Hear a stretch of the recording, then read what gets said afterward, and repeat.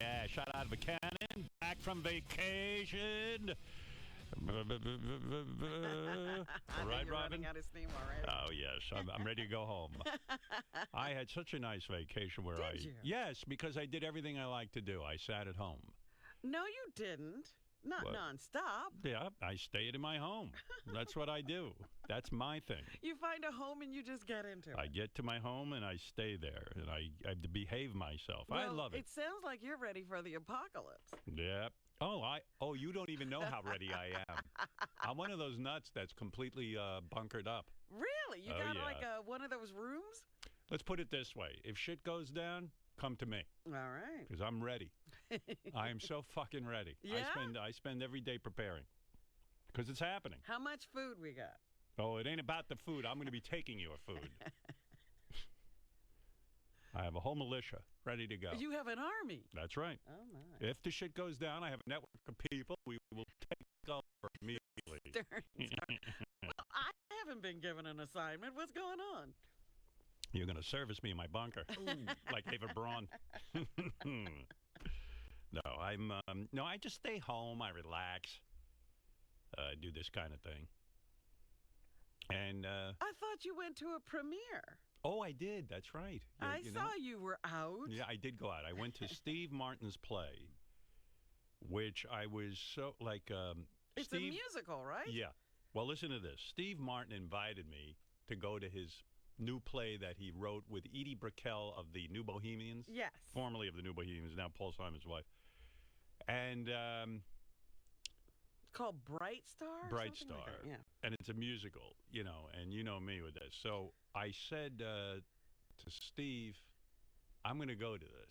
I want to see because it's Steve Martin. If it was anybody else, I wouldn't go. But it's Steve Martin. The man is a fucking genius. If anybody's going to write a musical you would like. Yeah, it would have to be him because I feel he would at least come up with a good story because he's a good storyteller. I've seen some of his plays. I love the And way his he book writes. was great. Yeah. A couple of books. So he said, "Uh-oh." Like in a way, he was like, "Uh-oh." Stern's coming? Yeah, he said to me, I know you hate, like the invite was like, out of a courtesy, I'm inviting you, but I know you hate plays and there's no fucking way you'd want to come kind of thing. He doesn't curse. But I said, I'm coming. Which is Thinking- almost scary to him. Yeah, Like, and then he was oh, like, no. oh no. You know, Great, he accepted my invitation. my wife and I had a great night. Yeah? We loved the play. We really, truly did. And, it's the rap music that's into The it. banjo stuff? Yeah, but really, really touching and great. I recommend it. I got to say, and I'm not saying it. I told you my mom. Keep my mouth shut. It sucks. It was really a great night. I just loved it. I love the. You like romance? Oh, it's romantic. It's romantic. The one that bright out. It's romantic. A love story. It's a love story. I loved it. And then because when we were getting ready to go, I checked out 2.5 hours. I go 2.5 hours. Did they have one of those intermissions? Yes, yes, they did. The three amigos, hysterical. I don't know. What was the one he did with Michael Caine? Oh, Michael Caine.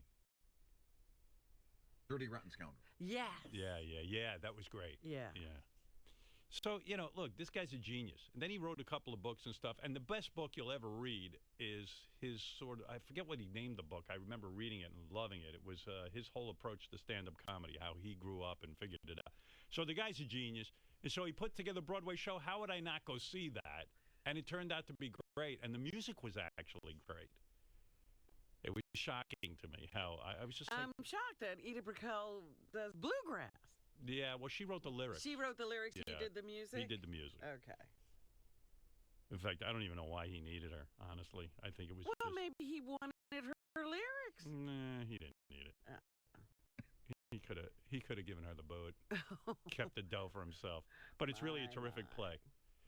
And then I was like, you know what? Maybe I'm clouded because I'm such a Steve Martin fan. And then I read the New York Times review, and they loved it. So, because sometimes I love stuff, and then I'll read a review, and Well, yeah, you're all over the place. I'm Robin's right. I'm all over the place. I don't really. Sometimes With the I'm like, things you like. yeah. It's really, Sometimes I'm shocked by just shocked. But anyway, I ripped out some articles while I was on vacation because I didn't want to forget this. Other people died beside Gary Shandling. I'll work my way up to Gary Shandling. I got a couple of things to say about him. And I'm glad to see that they're not just putting him in the ground. It looks like they're going to do an autopsy. I always think... There was they were saying no autopsy. Well, they were saying that he died of a heart attack. And, you know, everyone's saying, oh, okay, well, listen, we don't know if somebody gave him something. Or, you know, I think there should be an autopsy with a guy like that. Well, it was interesting to me because they said they were going to try to determine how he died from medical records. And I was like, how do you do that? And there's nothing wrong. His doctor said there was nothing wrong with him. So, yeah, the medical records wouldn't tell them anything. You know, at first I thought maybe he was suffering from an illness because I saw him a year and a half ago, and I didn't even think he looked that great.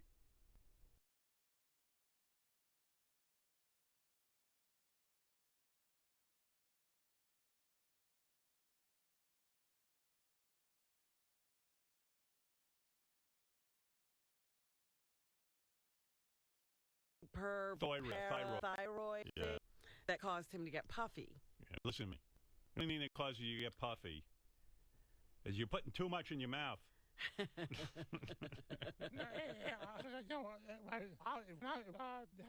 You know what? I'll tell you the truth. If I drop dead tomorrow, people are always asking me if I'm sick. I must look ill. So listen, join the club, Gary Shandling. Well, he did. Yeah. Well, Gary Shandling, to me, I'll tell you why I thought he was one of the best. First of all, aside from the fact that I used to watch him, I remember him on The Tonight Show. And if you remember the story of Gary Shandling, because we had him as a guest on the phone, and I want to just say how sweet he was to me. I did a show for E! Television called the E! Interview Show. It was my first experience with E! And look right across what is actually called Paradise Cove to where Johnny's house was. I just sat out there. I sat out there for like an hour. You go, and you go, like, you know, I'm not that close to that guy. And then I realized how close I was. I used to look really forward to him being on The Tonight Show. Mm-hmm. I really loved him. And there was a whole bunch of offers for him to replace David Letterman after Letterman went to CBS and all that stuff. But Gary Shandling said no fucking way. Gary Shandling had a TV show before the Larry Sanders Show. I was not into that show. I never really watched it, to be honest with you. I don't remember what it was about. I didn't pay much attention either to that one. It probably was brilliant because the theme song was even great. You know? Yeah, well, it's Gary Shandling. Yeah. The theme to Gary Show. The theme to Gary Show. Gary called me up and asked if I would write his theme song. I'm almost halfway finished. How do you like it so far? How do you like the theme to Gary Show? The theme to Gary Show. The opening theme to Gary Show. This is the music that you hear as you watch the credits. We're almost to the part of where I start to whistle. Then we'll watch It's Gary Shandling Show. We're almost up to the part where I start to whistle. It's so great. He was brilliant. And then, of course, after that show went off the air, he came up with the whole idea for the Larry Sanders Show. He based it on his time guest hosting for Johnny Carson, and it was an amalgamation of his time with Carson and then sort of based on Letterman and Leno and all that. It was just great. And he sort of ushered in that original programming kind of thing that HBO got into. And you know how much I love Gary Shandling because I say "Hey Now" every minute. Hey Now. Hey Now is so brilliant because Ed McMahon used to go, "Hey-oh. Hey-oh." And then the parody was "Hey Now." Hey now. And it was brilliant. It was just brilliant. You know, Hank, I was just wondering why you say that "hey now" thing. What do you mean? Well, it's just something that you used on the show, and now you're starting using it in your personal life, and it's an affectation of some sort, isn't it? Did you ever say "hey now" as a kid? No, I don't. I probably didn't.